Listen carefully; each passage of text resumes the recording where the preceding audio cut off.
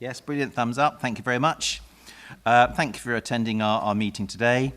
This meeting is being webcast on YouTube and hosted on Hampshire County Council's website. The press and members of the public are also permitted to film and broadcast this meeting. By entering and remaining at the meeting, you are consenting to being filmed and recorded, and to the possible use of those images and recordings for broadcasting purposes. Filming or recording is only permitted in this room whilst the meeting is taking place, so must stop when the meeting is either adjourned or closed. Filming is not permitted elsewhere in the building at any time. Some general housekeeping. The fire alarm arrangements is if there is a continuous alarm sounding at any point in the meeting, proceed out of the doors and back towards reception, leave the building and congregate outside the Great Hall. The toilet facilities are available nearby out in the corridor. There is a hearing loop fitted to this room, and for those that are hard of hearing, please turn your aid to the letter T. Mobile phones, if I could ask everybody in the room to please switch them to silent or turn them off, that would be very helpful. Thank you very much. So straight on to item 1, which is apologies for absence. I've got apologies from Councillor Matt Renyard, for, one of the additional local authority co-opted members. I also have apologies from Councillor Stuart Bailey from Hart, Councillor Tonya Craig from Eastleigh, Councillor Margot Power from Winchester, and Councillor Jeff Blunden from New Forest. Has anybody else got any other apologies, Dave? He is on his way. Councillor Ian Stevens will be here. He came a different route to me from the island, so he apologises, but his train gets in shortly, so I think he's expected to be within minutes. Brilliant. Thank you very much, Dave. We look forward to welcoming Ian. Then on to item 2, if there are no other apologies, which is declarations of interest. Do any members have any declarations? No. Thank you very much. Then on to item 3, minutes of the previous meeting, which are available on pages 3 to 12. Are members content with the minutes of the meeting held on the 28th of January 2022? Agreed. Any dissenters? No. Thank you very much. Then on to item 4, which is deputations. We haven't received any public questions or deputation requests within the timescale, so we have nothing for item 4. Then moving on to item 5, the chairman's announcements.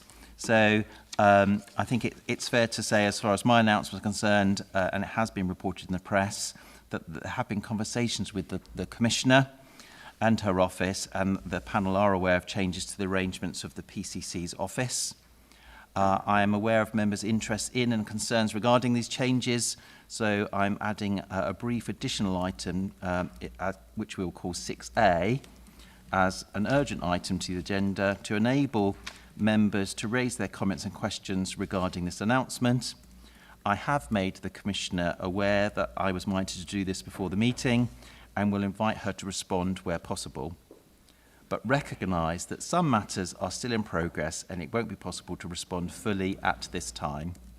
I therefore also propose to follow this up with a scheduled item at the July panel meeting.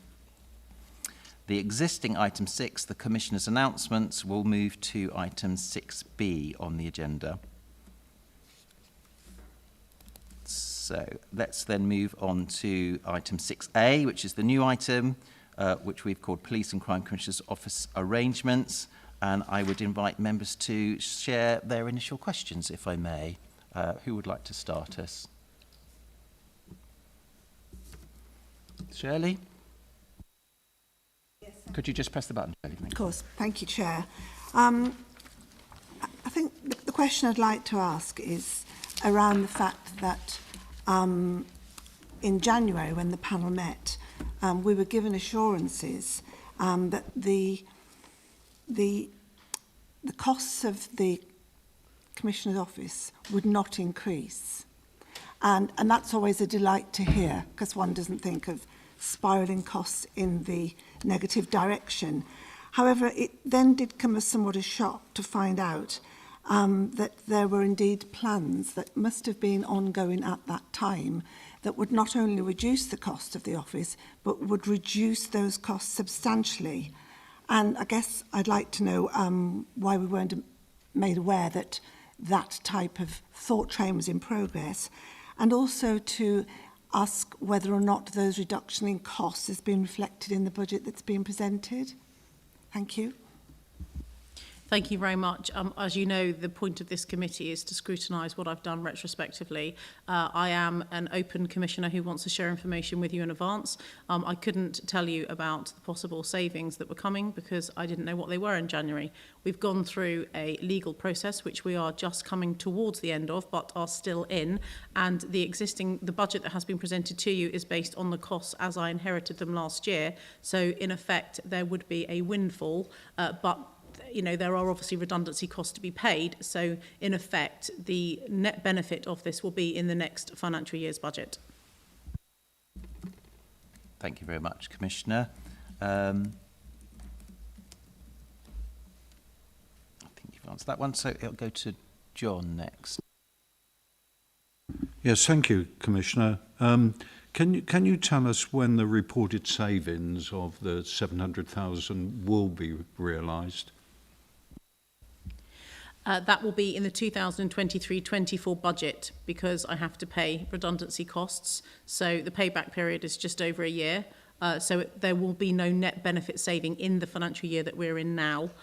So yeah, I am reducing the cost of the office by, you know, almost £550,000 on revenue. And then there is obviously the cost saving coming from the physical office location changing as well. And yeah, but I mean, you know, I hope that the news and the 6A was introduced as being to reflect some concerns, which I'm slightly dismayed at because this panel, I think, has made its voice very loud and clear over the last couple of years that they were displeased with the previous Commissioner's spending. And I have really listened to you and done everything that I could. And I thought there would be jubilation today at the saving of £700,000 to the taxpayer. Thank you, Commissioner. My next questioner, I think, is Sarah. Thank you, Chair. Thank you for coming today, Commissioner and Chief Exec. Could I ask what tender process was followed in the selection of the new office premises, like the location, the size, because obviously where you are at the moment is quite large, so your thought process, the tender process, etc. Thank you, Commissioner. Thank you very much, Councillor Vaughan. No tender process because it's not subject to a tender process. Thank you very much. Dave Stewart. Yeah, morning, Commissioner. First of all, I think it is an opportunity to do a little bit of retrospective looking, and I read through the minutes prior to the meeting from the last meeting, and I think we should all be pleased with the Bitton experience, I'm going to call it, where clearly you've shown that through some smart, I'm not saying it's just you, I should recognise anybody else that's been involved, but some smart thinking and some very sensible forward looking, it looks like a significant saving will be made, but more importantly from the operational policing point of view, some really good opportunities for the team that's going to be operating out of that area, both from parking right through, and I thought that was a really positive, so we should feel good and positive. Also, I think, whilst I'm not going into the detail because I don't know of this particular change, if it follows that sort of mindset and pattern, then why wouldn't it be good for the taxpayer and why wouldn't it be good for the police service that you know, you're looking at the time? I think it's probably, from the panel's perspective, is trying to understand at the appropriate time exactly what's going on and making sure that we have good oversight. I think that's where we are. So I'm going to go a bit backwards. And it's in the time remaining on the lease at the current office. Is there any opportunity, how will that play out? And is there any opportunity as to how that building will be used in that remaining time? Because presumably you've got to work to a time frame. Thank you very much. Yes, there is a notice period that needs to be served. That means that we will be able to walk away from that office in November 2023. In the meantime, as you'll know, and I'll come to this when I come to the estates update, Southampton PIC is not in the shape it needs to be, and therefore we need swing space to decamp teams that are in there to other areas. So we're working with a number of other police stations that have got capacity, such as you'll know, Mrs. Stewart, Lyndhurst, for example, which is not too far away, but certainly St George's Chambers is going to be a vital space. It will not sit empty. It's going to be a vital space with parking to be able to accommodate what's going on in Southampton. Yeah, so you've got a supplementary, Sarah? Yes, please, Chair. Sorry, Commissioner. Could I ask who will be paying the rent lease until the November 23, please, Commissioner? I will, same as all police stations, police buildings. So just to be clear, so in some respects it's sort of about the cost moving one side of a line rather than your office to the Constabulary. Is that the point? Yes, it would be counted as operational police space. Brilliant, thank you very much. I've then now got a series of questions which I'm tempted to ask collectively, because then it'll allow you to answer it collectively, if I may, Commissioner. John first. Yeah, my question is really about when the panel will have the visibility of the costs of restructuring. But I think, Commissioner, in my last question, you've answered that. So I will park that question now. So thank you. Thank you very much. The second one is about how have the staff at the office been supported through any restructuring process that may or may not have been happening, and when do you expect to have the new staffing arrangements in place? And also there's a third element which I'll go to David over. Thanks, Commissioner. With efforts focusing on the restructure and the move, little performance information has been shared to date with the panel. How are these changes impacting on the delivery of the plan, and how are business as usual functions being maintained through this busy period? I'll cover off the first bit, and then I'm going to defer to Jace in terms of the plan delivery implications. So the question was staff support and... sorry, can you just reiterate the first part? So it was staff support, and it was also about when the new staffing arrangements will be in place. Sorry, yes, thank you very much. So we are still in the legal process with the staff at the moment. In fact, the first member of staff that is leaving the organisation actually leaves today. So I am very sensitive about this on their behalf, as you will understand, which is why I ideally would have had this conversation with you in a different format, which I'm now not going to do, as it's in public session now, and I will give you full details in July. Not the way I would have chosen to have done this. I did also brief the chair because I want to have a very open, working, respectful relationship between this committee and me as your commissioner, and not replicate some of the behaviours from the past perhaps. And so I did give your chair a confidential briefing about all of this out of complete respect for all of you back in January and updated in February.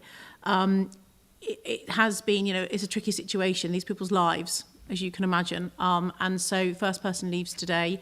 Some people are on 1 month notice period, some are on 2 and some are on 3. The senior leadership team are on 3 months. That would take them to June, beginning of June. New starters, we have offered roles now to 2 of the senior leaders. They are due to start in May and June, but we are in a recruitment process for other roles. Thank you very much. And then I think potentially my last question is from Shirley. Yes, thank you. Commissioner, I'm personally delighted to see the amount of really good and positive press releases that come out of the office. They're detailed, they're innovative, and I think exceptionally well targeted. So I can be really happy that a lot of input and a lot of work is being put into that type of literary aspect of the office. I think the downside, if I may draw your attention, is that I feel that the same amount of input is not being given to having written reports made to either of the working groups or to this panel. And I'd like to see that equalised somehow. At the moment, I'm seeing a lot of verbal updates, which clearly doesn't give the panel sufficient time to understand, to support, or scrutinise where needed. So I think what I'd like to know is what can we do together going forward to make sure we do get that information in writing in advance so that we can work together more collectively rather than off the hoof, so to speak. Thank you. Chair, I can perhaps... am I coming through okay? Sorry. I think I can perhaps answer that one. I'm also conscious that Councillor McKinney's questions are still outstanding as well, so I'll try and take that in the round if I could. I believe, and please correct me if I'm wrong, but the Commissioner was obliged in law to ultimately deliver a police and crime plan on the 31st of March of this year. So in actual fact, the Commissioner was ahead of schedule, and I believe we delivered that ultimately to the panel back in November of last year. In terms of the working plan group, I think we had a very positive meeting back on the 3rd of March, if my memory serves me correctly. And I think I, excuse me, I very much signed up to the provision of more detailed information into that particular panel, including some of the costs and some of the performance metrics in relation to that as well. So that is absolutely very much on our agenda moving forward. In terms of some of the risks that were identified during the change transition, I completed a risk management plan and some contingencies, so I can assure you that business has continued in terms of the delivery, and I think it's still down as item 7, where the Commissioner will update in terms of some of the delivery that we have been continuing to provide since then. I do very much note the comment, Councillor, in relation to the written reports, and I do concur with that, and that's something that I would very much like to work with the panel on. I've also mentioned to a number of councillors on the way through that it would be really good if we could take an opportunity to sit down and maybe refresh some of the terms of reference for all of the respective groups, just so we're really, really clear how we're making best use of public funds and where we're actually landing some of those written reports in future, please. So if I could just put that on record as well, please. Thank you. Thank you, Jason. Dave, did you want to add something? Well, just listening to that first phase that we've just gone through, I think, and I'm actually very proud of the work the Police and Crime Commissioner Office has been doing, particularly in recent months, both locally and nationally. And some, I know there's been transition changes, some within the gift of the Commissioner, some without. And you've got to manage that, and you know, and that's why we're interested. And I think the point made about having the documentation, we can work with you to be clear about what we need, because we don't. I think that's important. We could probably draw up a list of the kind of areas where we'd like to, so that will make it easier. Because at the end of the day, as I said in the outset, I think all the changes that are going on, they're internal, they're external, they're local, they're national. That's a lot of work, and there's a lot of stuff happening. And I can appreciate that. And Donna made rightly the point about the legal implications of not saying the wrong thing at the wrong time, and that's important because that's happening elsewhere in the country and other things. So it is all important, and I think we as a panel, from my perspective anyway, just want to do our job of scrutiny, be aware of what's happening, and support the office, wherever the office ends up, and I know not where that is, but I think that's the important thing. So I certainly want to reassure you that the panel's keen to achieve that, and I'm getting a lot of nods around the room. So we do our job. So just please walk away with that positive thought if you can on this aspect. Well, and just to build on that, to sort of finish this item off, there's also something about, I'm sure, as most things happen and we hear your verbal updates with your presentations, some more questions will become clear about what our requests would be. And I know Caroline, very helpfully as our support officer, will help collate those sort of questions so we're very clear. And also I think it's fair to say we're very open to having a conversation about, with your plan, with your activities as an office, what's the best way to structure our working groups, because I think there's also that reality that says we know there's historically been quite a lot of overlap between finance and the working plan working group, and so make sure that we have the best quality conversation that we can have with enough notice and clear expectations about what both parties need from that process. So I think everybody's very open to that. I think there's just something about making sure we have enough time, as Shirley says, to allow us to do all of the preparation that we need to do to make sure we can do our job properly as far as scrutiny is concerned. Following on from that, I know Caroline will be creating that list. So if we can then move on to 6B, which is the Police and Crime Commissioner's announcements. Thank you, Commissioner. Thank you very much indeed, Chair. And actually, that's a nice segue from your last comment, because in terms of the announcements, I'm going to start first of all with the Home Secretary's Review Part 2 of Police and Crime Commissioners, which was published about 3 weeks ago, because for me, my role is going to be significantly changing, and I think it's really important that you understand from me how, and from Jace. You can obviously read, we can send you a link to the PCC's Review Part 2, the Home Secretary's Review of PCC's Part 2, I should say, and Part 1, if you want to see it. But actually that might really help to shape what you have under your main board, because I think in the first 10 years of this role, it's been very much around holding the police to account and scrutinising police services for the role that I hold. It's now going to be, yes, a continuation of policing services, but it's a much wider landscape now across the criminal justice system and criminal justice partners, and that's a very clear focus.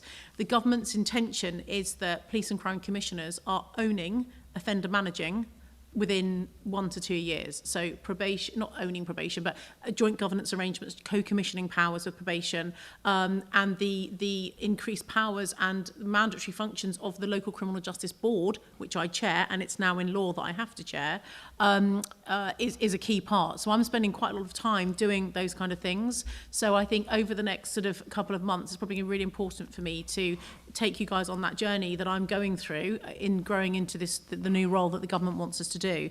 So I'm going to start with my update on this. So in terms of the PCC, the Home Secretary's PCC Review Part 2, it does talk about the PCC's role in terms of offender managing, and to improve the Police and Crime Commissioner and the Probation Service in terms of them working together to see greater Commissioner involvement in the management of offenders in society, to align the work of Police and Crime Commissioners and local probation services around their shared goals, to basically break the chain of reoffending. But that starts with a new statutory duty for collaborative working, so that will be set down in legislation between PCCs and probation service directors to align our priorities and our plans. Secondly, that the Association of Police and Crime Commissioners working with the probation service to develop co-commissioning services. So I've put an extra £1 million, as you know, into my commissioning budget this year. I'm spending £3.5 million of Hampshire and Isle of Wight taxpayers' money, but I'm also getting an awful lot in windfall grants that are coming through from both the MOJ and the Home Office, because we have a very good, strong track record of bidding for, robust programmes from them. So probably in total, it's probably not far off £6 million that we're actually putting out through the door to charities, third sector partners. The probation service are doing an awful lot in that space as well. I would argue drug rehabilitation requirement programmes, are they right? Should it just be more focused on the alcohol, and drugs should be done in a more residential setting? How much will that cost? What's our capacity to do that? That's the sort of thing I want to be challenging probation directors back on.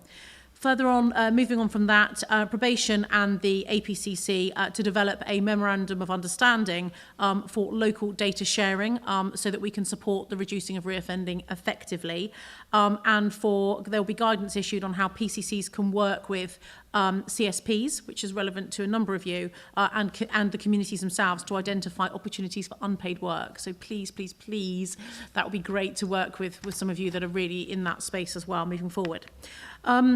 The review also talks about improving the way that police and crime commissioners work in partnership to fight crime and support victims. So the Ministry of Justice are going to be reviewing the legislation put in place around the LCJBs, the local criminal justice boards, to put them on a statutory footing, as I say, including defining the PCC must be the chair. There are core members who must attend, such as CPS, HMCTS, probation, police, obviously. And this is really also recognising the independence of some of those around the table as well. To provide greater clarity on the role of the Police and Crime Commissioner with violent reduction units. There has been an awful lot of work that's gone on around this. I'm going to come back to that shortly around the violent reduction unit and where we are with our funding. But I now have to chair the VRU governance board across Hampshire and the Isle of Wight. And I now will have a legal requirement to provide the strategic direction and governance of the VRU across Hampshire and the Isle of Wight. Moving on, working in greater depth with CSPs, commissioners will have to assess their position within the wider landscape with local partnerships and consider a new duty for CSPs to report back on ASB strategy and delivery to the PCC's position and priorities. Furthermore, PCCs to leverage strong partnerships on drug misuse and supply.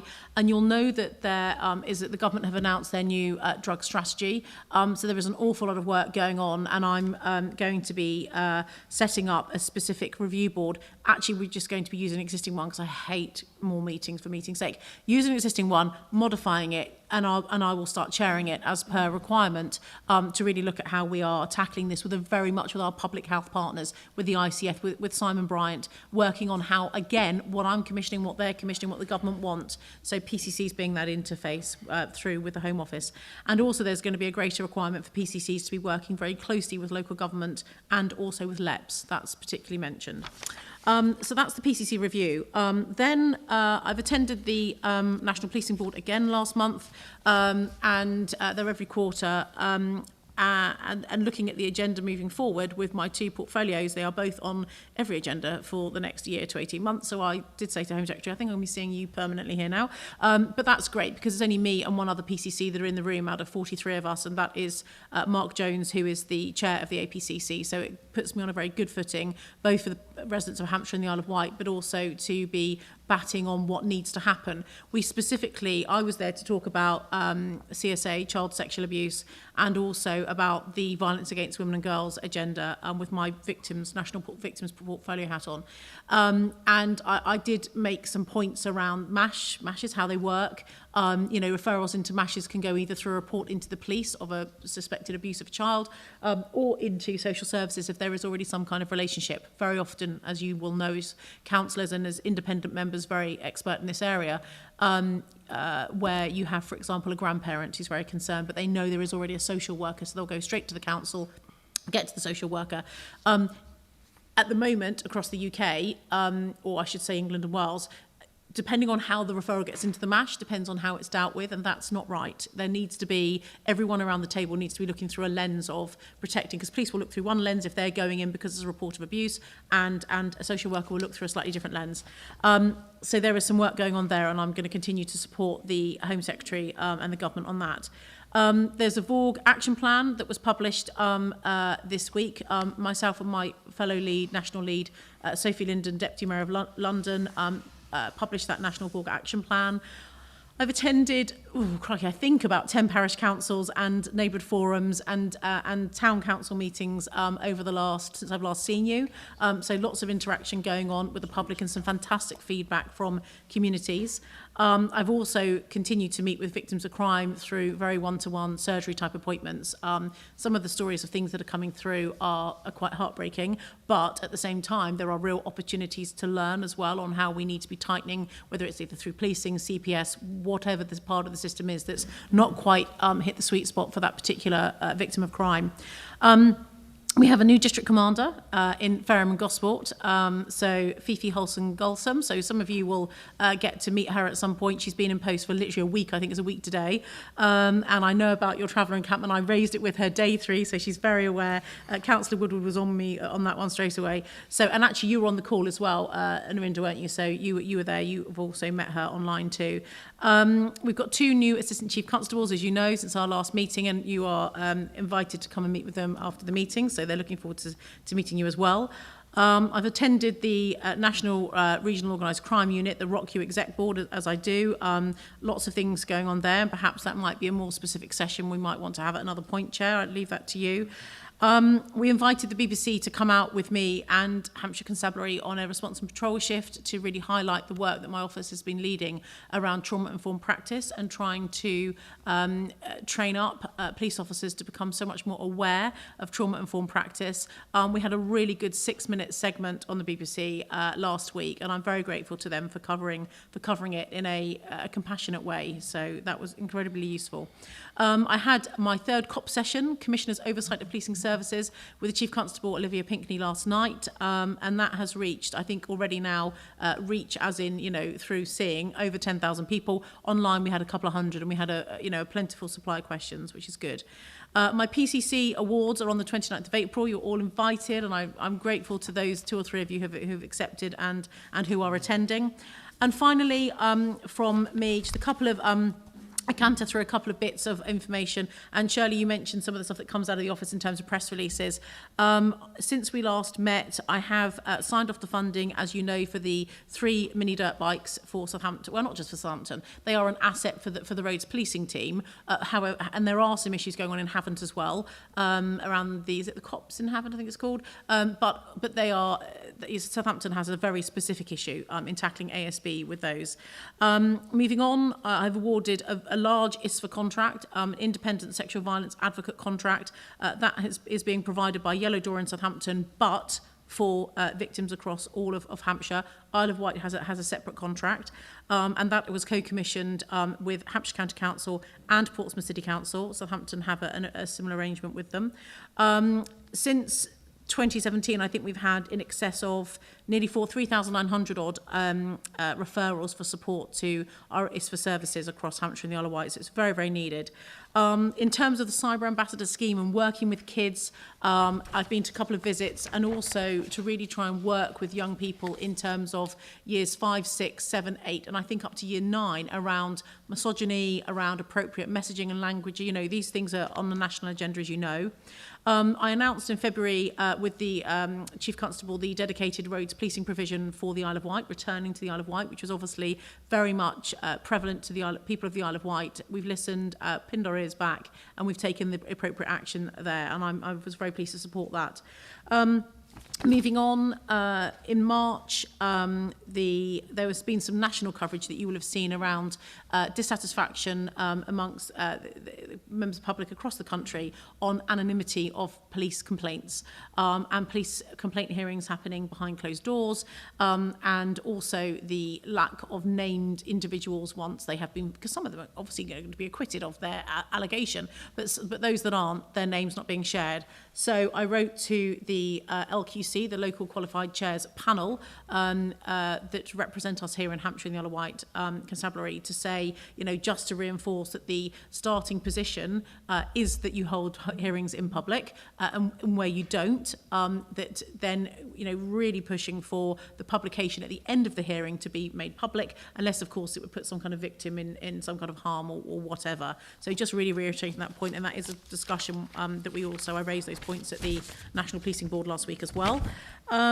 Very final couple of points, I think, from me. Victims Bill coming down the line soon. I've been very involved in that. That will recognise children individually as victims in their own right, beyond the DA Act, the Domestic Abuse Act last year.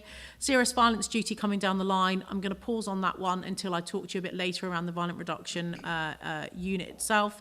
CCTV has been authorised by me through my ASB fund for Andover, following some youth ASB in the town centre, breaking into and damaging and graffitiing and breaking windows at the rear of some of the shops, a couple of charity shops in particular on Andover High Street.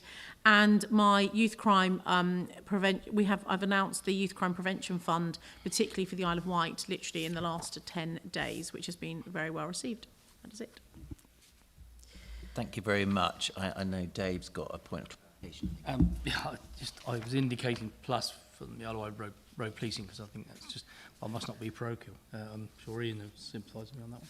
But no, it's good news. I wrote down 3 words, and then I want to explain them. So I've written dynamic, future-focused, and motivated. That's the impression I got from your presentation. And I then wrote down, does the expansion and clarification of this role and responsibilities, which you've outlined to us today, by implication, have a consequential impact for the panel in terms of doing our job to the best of our ability to support you and challenge where necessary? And I think that's a question that we as a panel probably need to think about, because if all of that comes to fruition in the way that it clearly could, then I think in order to give you the best support, but also to do the right role in terms of challenge, we need to be on our game as well. So I think there's something, and the Chairman's nodding in agreement, where we need to look at the implications of that. So I thought that was a really good insight you gave us, but it was like having a drink with a fire hydrant. So I think we really do need to look at that, because we do. I'm speaking for the panel, this panel that I've been on for a long time, I think we do a good job. I think there's always room for improvement, but most importantly, we don't want to let you down, because through you, we're actually helping our communities of Hampshire and the island. So I just put that on the table, really. It's not anything you're going to answer, but I think it's something we need to think about. I can see Jace wanted to respond.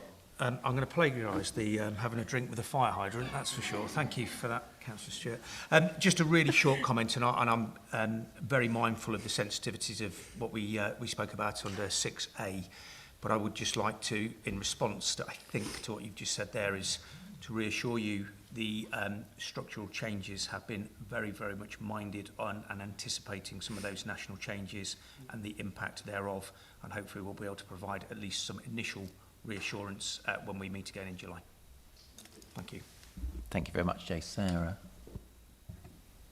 Thank you, Chair. Everything that you've thrown at us at 150 miles an hour is how you work. So the way you deliver it is exactly how you work around Hampshire. And I really hope you don't drive your car the way that you work, because we can't keep up with you, and that's why we need a little bit of a report of what you do, because I can't keep up with what you're doing. I try to keep up with your press releases because I send them out all the time to everybody. I couldn't attend COPS last night because I was at the Mayor's Awards, so I couldn't follow it, so I really hope it did go well, because the previous one was amazing, and I think that it's a fantastic idea, because you do reach so many people, and it's positive because they get the answer they want straight away. Because prior to that, they're ringing 101 for different things, they're not receiving answers, and when they've got a bug that is annoying them about the police, that's scratching at a scab, so to speak, you're answering that, which then they let go of. So you are there serving a purpose, and you're reinforcing positivity back in to our community, which is what you're supposed to be doing, because you're front-facing. You are front-facing, delivering positivity for what we need. And we're the background to support you in that. And I just feel that at the moment, I want to help you the best I can, and I just want a little bit of information to be able to do that, because I'd love to come and spend a day in your office to see the background of what you guys do, because you do so much, because we can see on social media how much you guys are doing, but I just don't have a piece of paper to show me the background of what you're doing.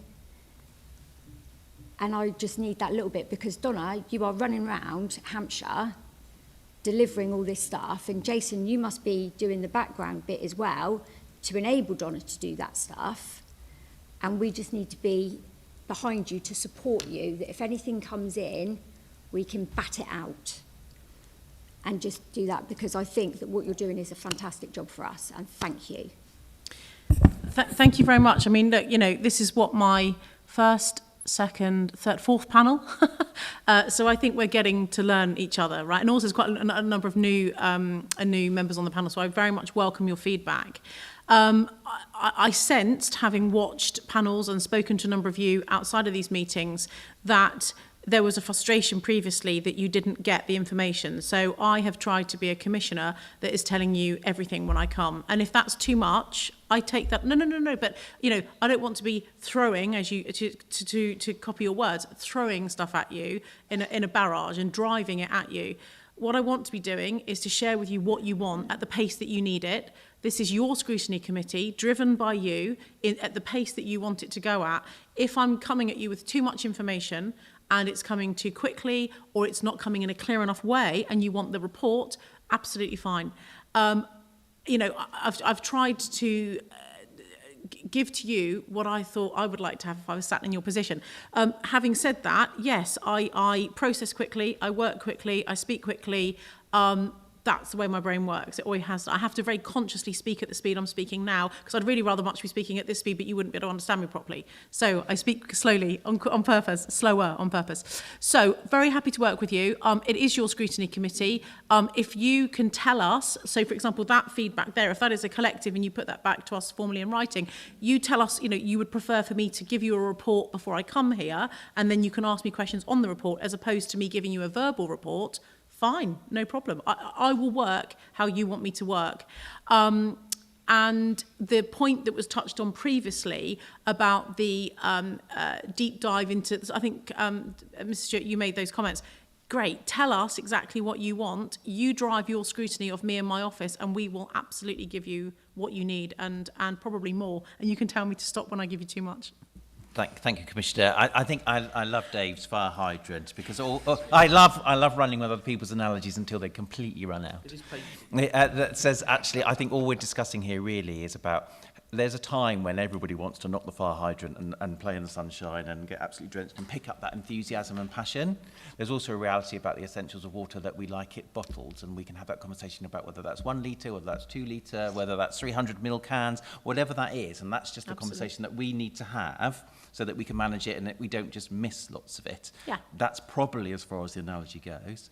And all I'm going to do, before we move on to the next item, and John, I think you were going to make one contribution.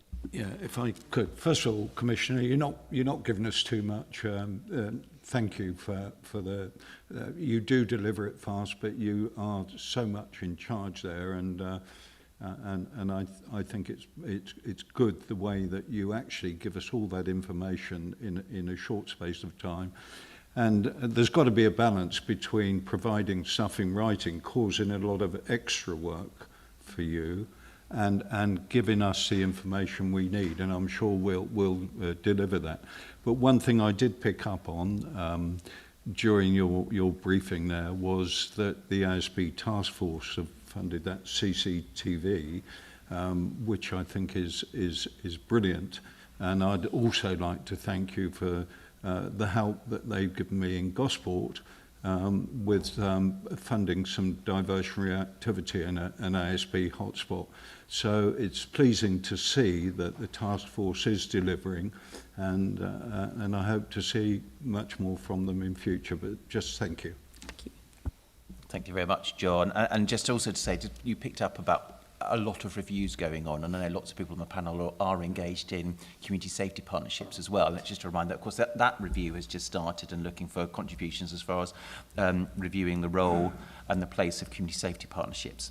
So if we can now move on, if I may, thank you for your announcements, to move on to item 7, which is the Police and Crime Commissioner's update on the Police and Crime Plan. So again, we'll receive a verbal update and deal with any questions. Thank you, Commissioner. Yes, thank you. And I think, unfortunately, I'm probably going to be guilty of charge of the last one as well here. I'm going to give you information. It's not as much, you'll be pleased to know, but there is quite a lot here. And I'm also very conscious that, Jason and I want to do the very best job that we can for you. So I very much take on board the point around reports and the more you guide us and steer us, we will get, so that you can then read it, you can reflect, you can think in advance, and I get that very much. Obviously on the agenda so far, it's been sort of verbal update from Commissioner on Blah. So I'll wait to hear from you guys on if you want us to then support that with a report in advance.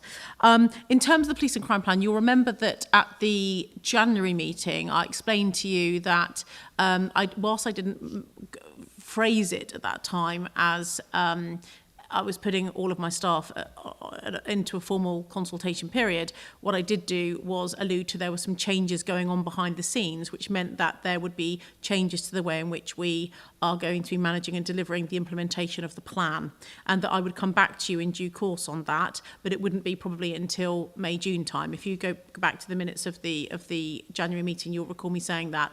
Now you know why. And so we are getting a number of our ducks in order behind the scenes on this, and that work is underway, and we will certainly be in a position, Jace will be leading that, to brief the sub-panel on the implementation plan in much greater detail and work with you on that clarity. However, work continues with gusto and fire hydrants, in terms of making sure that I can't afford to lose any week, any month, any day. I already have a shortened term of 3 years rather than 4 to deliver the plan, and so I cannot afford to sit back on my laurels and think, oh, I'm not going to do anything for 6 months, 4 months, whatever. I have to continue. So you'll know in the police and crime plan there is a section on tackling knife crime and youth violence. There's a whole pledge around the knife crime stuff, and there is a new requirement from me, another one, not just from me but for all police and crime commissioners, and this is part of the government's homicide review, particularly the domestic homicide review, which is where they're focused to start with. And that does mean that commissioners need to be getting into more of the weeds than they normally would do about the review of murders after they've happened, to look at the cross-agency, where the failings were. Commissioners are conveners to be bringing, health, schools, education, bringing partners together to work out this. So in terms of getting under the skin and delivering that pledge, the new Homicide Review Board that I'll be chairing, I will be giving you subsequent updates on that. But that is certainly one of those going towards that. The police funding review is obviously a major impact, and as I told you at the last panel meeting we had, that there was a commitment from the government that was starting. It has started. We are now in that formal period of working, and we are one of the 5 or I think 6 forces nationally that the Home Office have specifically asked to be part of the let's work out how this is going to work. What should we be weighting the funding formula on? Rural, number of pubs, seaside, summertime accommodation, for example, for the Isle of Wight, and the crime levels that you will see spike there in the summertime. So I'm very, very, very pleased. Olivia and I responded in nanoseconds to say yes to the Home Office in terms of being one of those 5 or 6, I think it's 5 forces. In terms of, strengthening my pledge of wanting, in the back of the plan, it talks about working with criminal justice partners. It talks about it not just being all about policing and the pledges of ASB, unauthorised encampments, knife crime, drugs. It also talks about strengthening the criminal justice system as well, and the work that's going on through the LCJB and the work we're getting into, particularly through the subgroups, is really, really holding partners to account. And the criminal justice scorecards that have recently been published are really helping me as a commissioner to understand what's going on and our performance in comparison to other parts of the country. That's been really, really good. So that's definitely a key thing that's helping me to deliver that part of my pledge in the plan. Violent reduction units, of course, the plan talks very much about youth crime, and as I go back to the knife thing again, there is a new requirement now that, as I said to you earlier, commissioners have to chair the governance boards. This has been a foot on the ball moment for us here in Hampshire and the Isle of Wight. We have VRUs in our upper tier councils and through my office. The police force have what's called GRIP funding that comes towards tackling serious violence in the 14 to 25-year-old market. And together we have had a 3-year part of the strategic spending review, an indication the VRU will continue for 3 years. It has already been in operation for 3 years as well.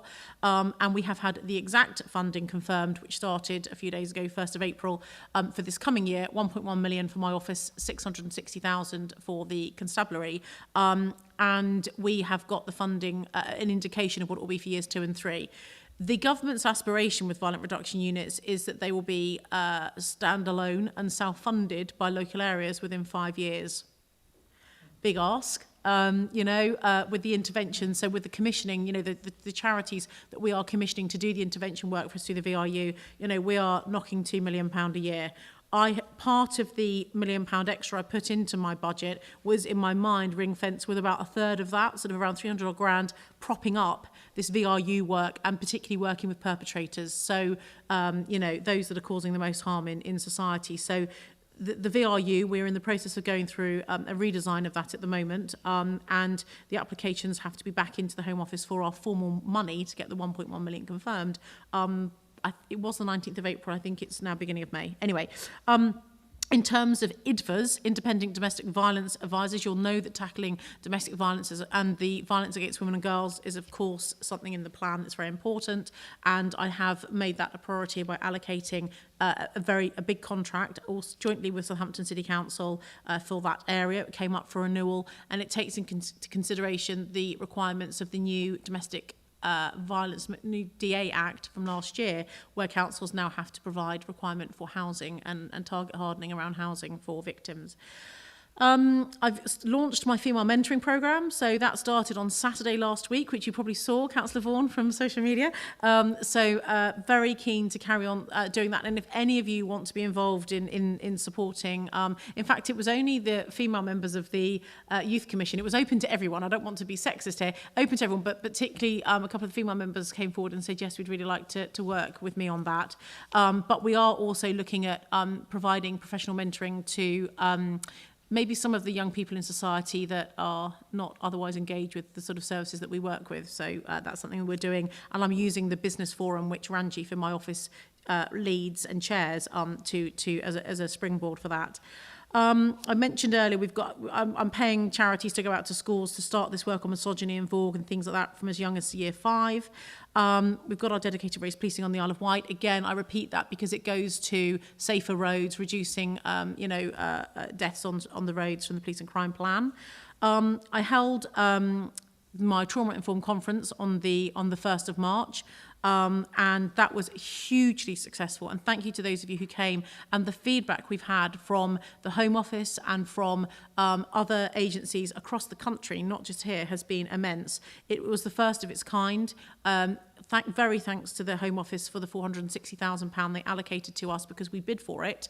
And we have now trained over 2,000 teachers, GPs, midwives, health visitors across Hampshire and the Isle of Wight to look for the signs of trauma-informed and how, if you are a health visitor or you're going into a home and you are concerned about what's going on, whether it be domestic violence, whether it be depression and anxiety, and children not going out that much, preschool age children not going out that much because mum is really suffering with depression, whatever those signs may be, yes, GPs and medical experts can give pills and can do that, but actually what we need to be doing is tackling the root cause of why they need the antidepressants or why they are drinking or why they are being in a house all day with curtains closed and things like that. So, it really is very upsetting when you think about the amount of harm that's going on across the country, but particularly here in Hampshire and the Isle of Wight.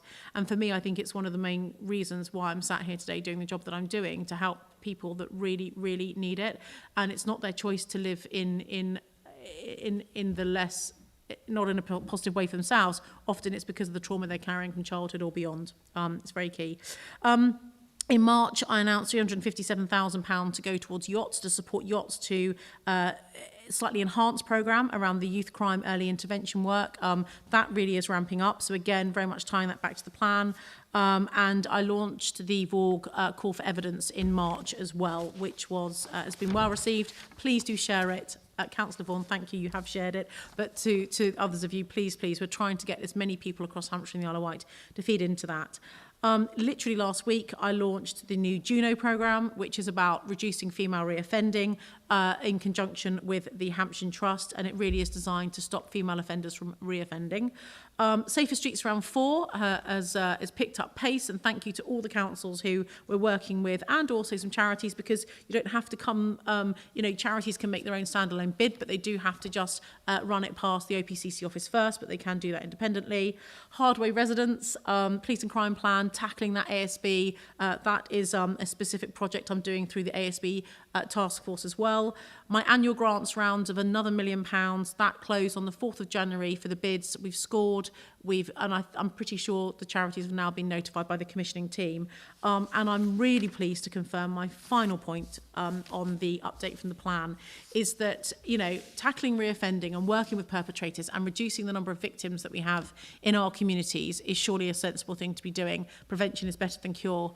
And we have something that goes on in Hampshire and the Isle of Wight which doesn't go on anywhere else in the country, and I've briefed into number 10 on this, and I hope that this will be replicated across the country.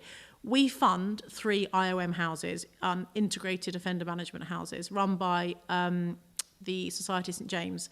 1 in Portsmouth, 1 in Gosport, and 1 in Southampton. And I'm really pleased to confirm that there will be a 4th IOM house opening in Basingstoke with SSJ. And actually credit to the probation here, probation service, because they do also fund part of this. So it's co-funded by the OPCC. But for me, this is designed for predominantly offenders whose offending is linked to drug and alcohol. So people persistent shoplifters, people who are burgling, people, it's those kind of dishonest, inquisitive type crimes where they are in and out of Winchester prison on a, revolving door basis. And it has to be driven by them. They have to be at the maturity in their life where they say, you know what, I'm sick of not seeing my kids at Christmas. I'm sick of being so I want to tackle, let's go back to trauma again, the trauma in my life that means that I want to drink alcohol at 8 o'clock in the morning as soon as I wake up. And that's why I shoplift to fund it. So the IOM houses are fantastic. They're about 7 to 8 beds per property. We need so many more of them. We could probably fill up 800 beds, but it's a start, and I'm really pleased we're doing it here because it is groundbreaking, and I really hope it does get rolled out across the country. Thank you, Commissioner, for that update. I'm now going to look for questions. Sarah?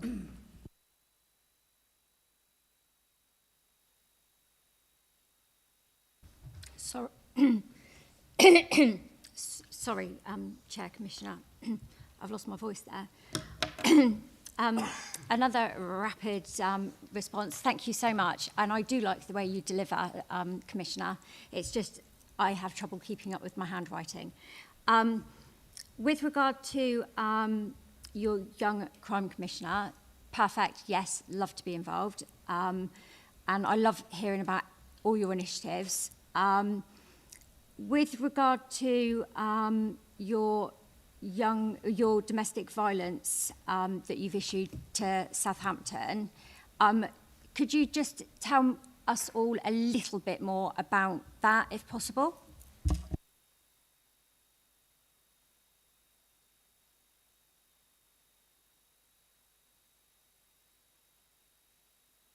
Sorry, I'll start that again because it may not have come through on the recording. IDVAs, Independent Domestic Violence Advocates, and ISVAs, Independent Sexual Violence Advocates, are something that we are required to provide for the community by legislation as commissioners.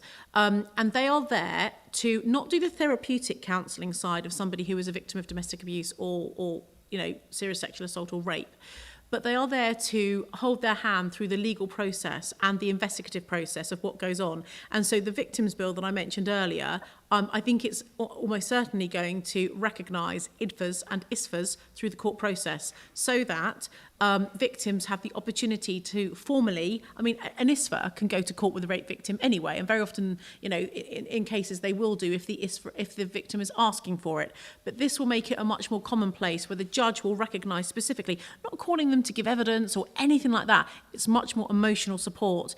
And one of the things that you will know from the rape prosecution numbers in this country is that because of the complexity and us having such a sophisticated legal system in this country and the reliance and dependency on this country, thankfully, on DNA and other things and forensic science, the time from reporting to court takes a long time and longer than it should do. We're getting much better. But for victims, if you are raped and then you start to go on your emotional recovery, we hope fairly quickly, and then 18 months later, you then have to go to court for a week facing the person that's done that to you, and also then reliving in a courtroom with someone whose job is paid, they're paid to pull apart everything you're saying and try and make you look like you're not telling the truth. And so quite often the dropout rate is high, as you will know.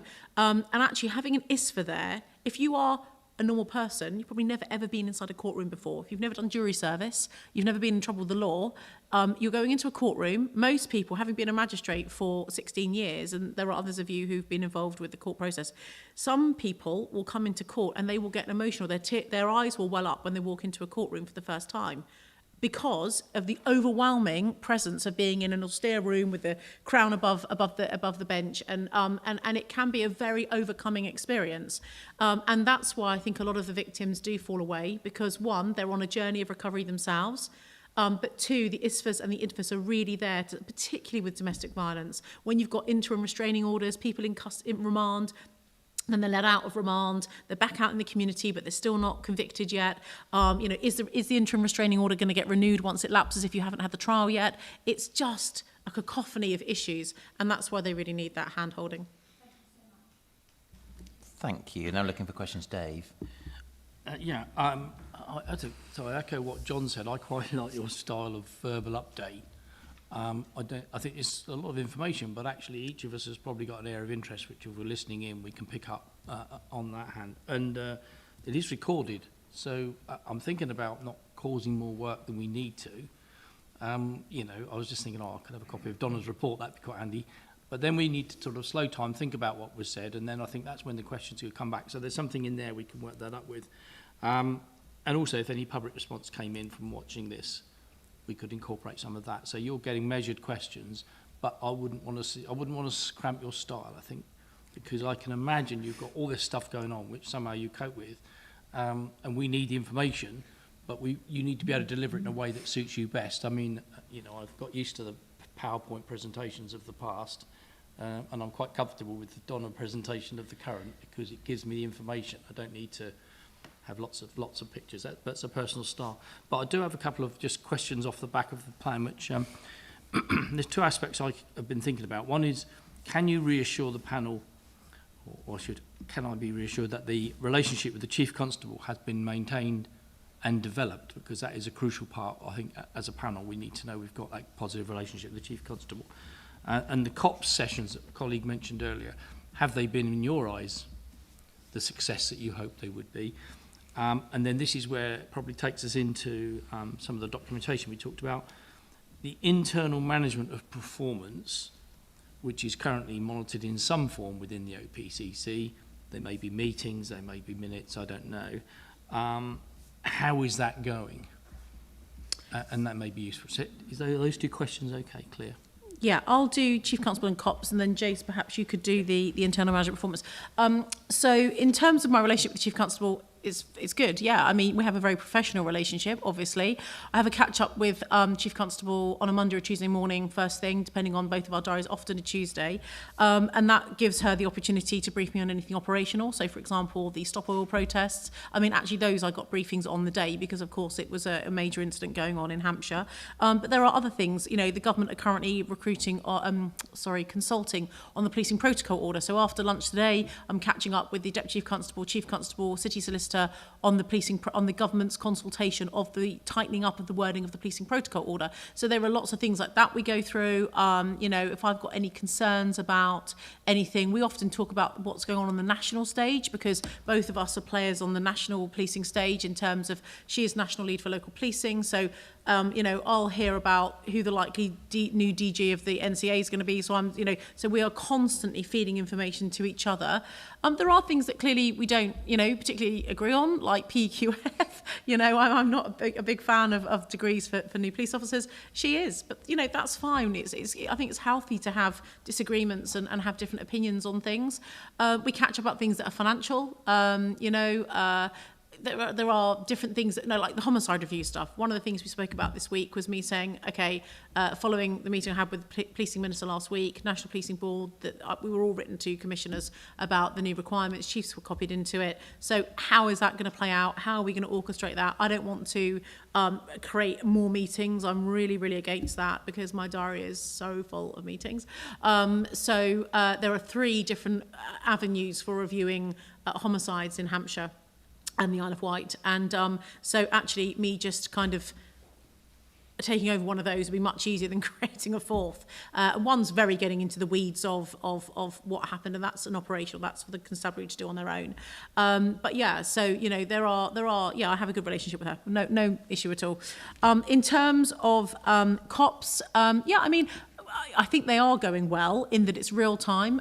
People can put the questions on there. It means there's nowhere to hide for Olivia and I. So someone's putting a question on there, and you know, and I don't self-select. You know, I'm there with my phone with them all coming up, and then Olivia and I have both got a screen, and we sat next to each other last night doing it in the same room, but we had, you know, a computer each, so the screen picked us up. But I want it to be as real and tangible for the public as it possibly can be.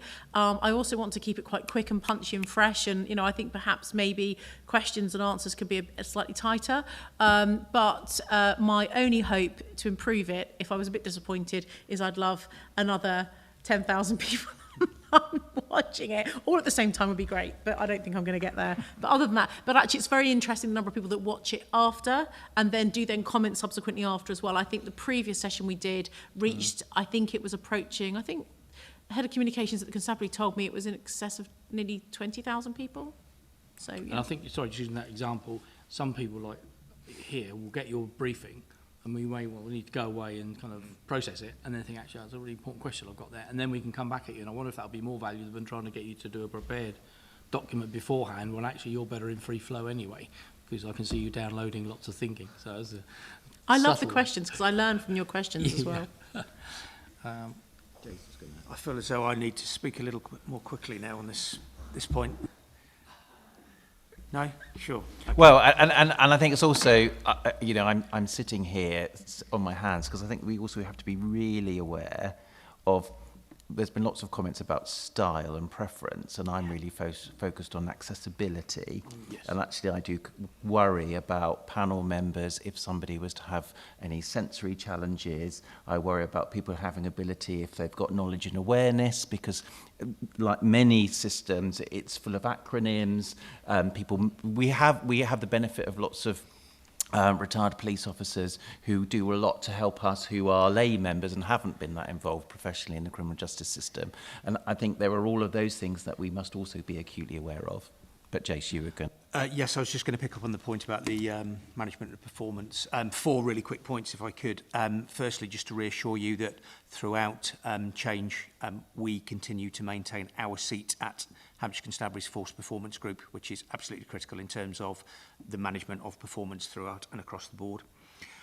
Secondly, as you will see when we present back in July, that performance is a core component of our new business portfolio. So I hope that that will reassure, just that one comment there, that it is absolutely central to what we do and will continue to do. Thirdly, again, as when I report back in support of Donna in July, you will see that good governance principles will be absolutely key in there. And one of the things I'm really keen to build on, but certainly improve on, is good governance, and performance will be absolutely the centre of that, again, as you will see. And fourthly, a little bit tongue-in-cheek, if I may, it kind of helps that sat before you, speaking now slightly slower, is Hampshire Constabulary's former head of organisational performance. So it's very, very much grounded in the way I think and do business. Thank you. Thank you, Jace. Now to David. Thank you. Commissioner, you're very busy, I know that, and obviously your team must also be extremely busy with the workload that you have, both locally and nationally. But in relation to the delivery of the plan, what is currently falling behind and why?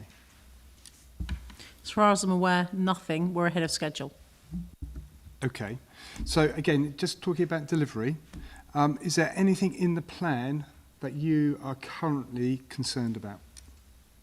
Anything to do with IT, because the lead-in time to get it to where it needs to be, you know, so when I think about sort of the work we need to do and my aspirations around reducing bureaucracy, and, you know, trialling different bits of technology. And actually there are other forces that are doing it, so that's going to speed up what we're doing. Because if they've discounted something because it's not very good, like, for example, I'm really keen on sort of some kind of voice dictation app to save officers the time of getting back. And, you know, they're not admin people, they're doers, they're problem solvers. That's what they want to be doing.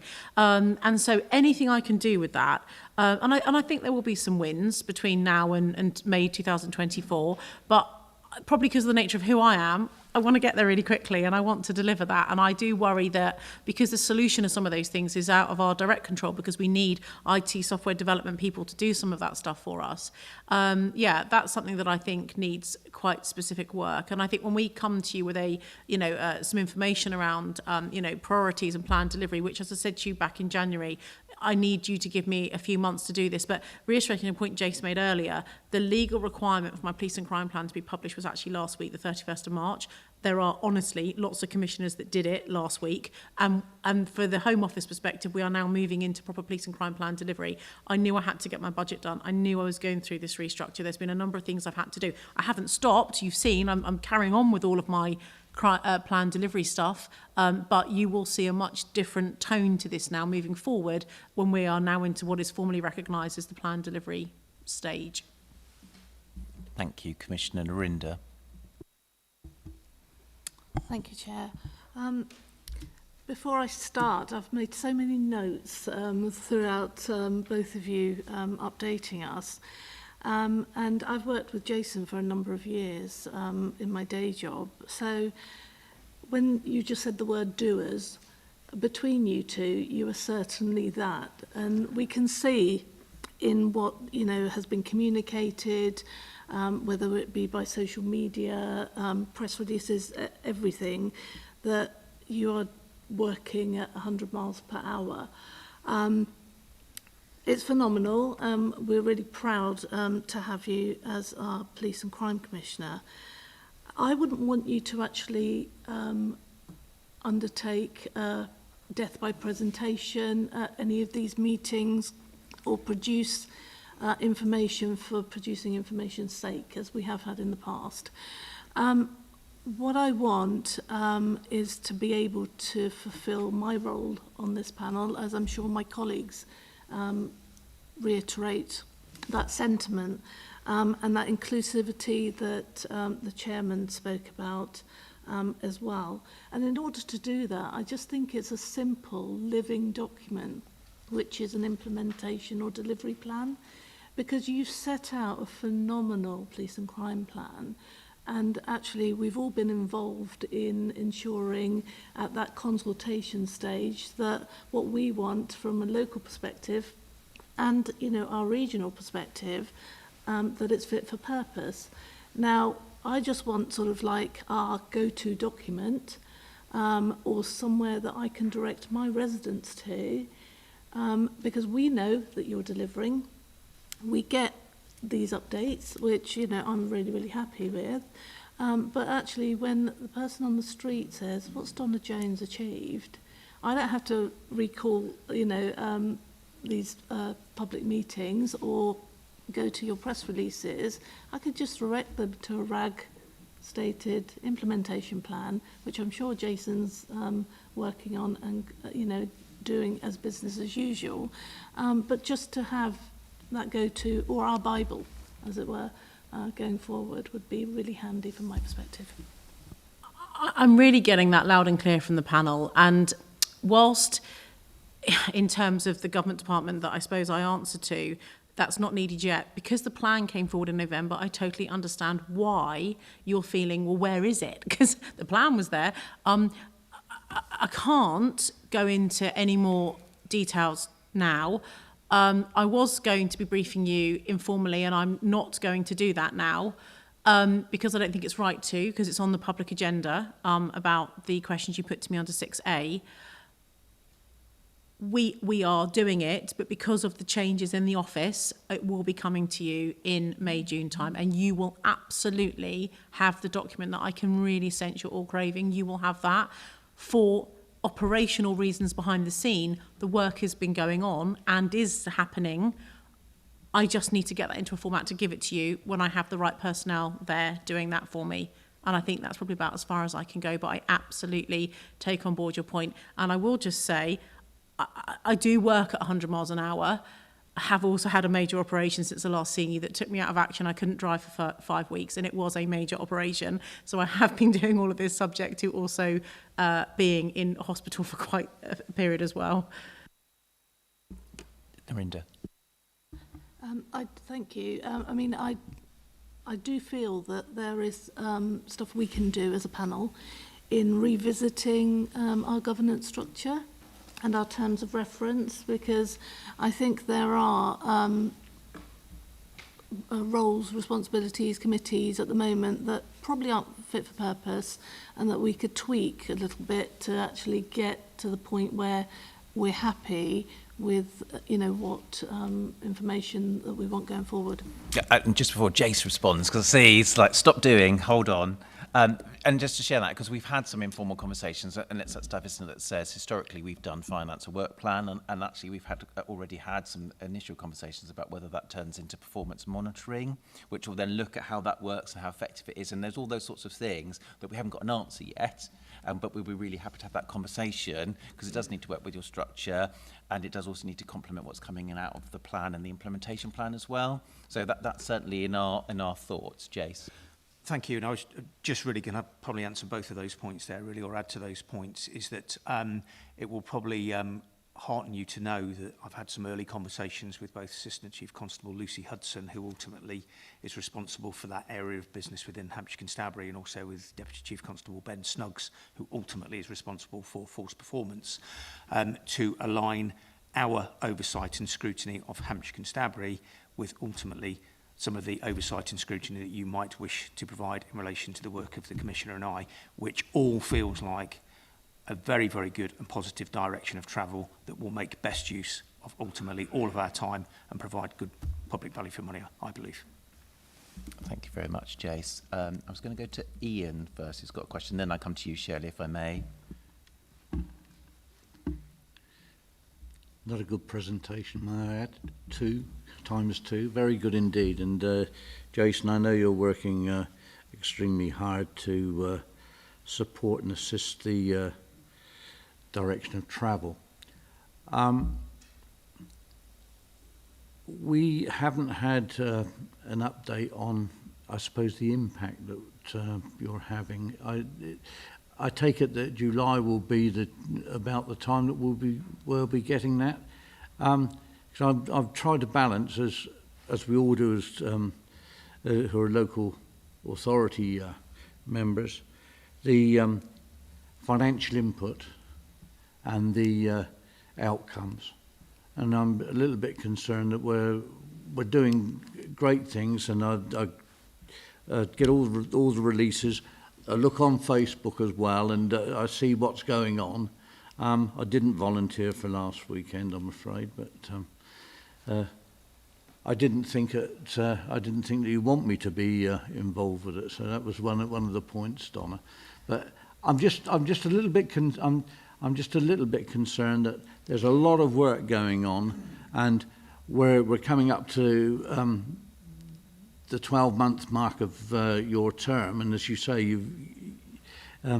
it's not going to be too long before we start to think, okay, well, what have we achieved? And I'm thinking at this moment in time, what's achievable, what has been achieved, at what cost, and the outcomes of it. And I know there's been some damn good work done, and I just want to get that balance, which I apologise for being a local authority member that actually has that view, but it's a little bit of scrutiny that comes in.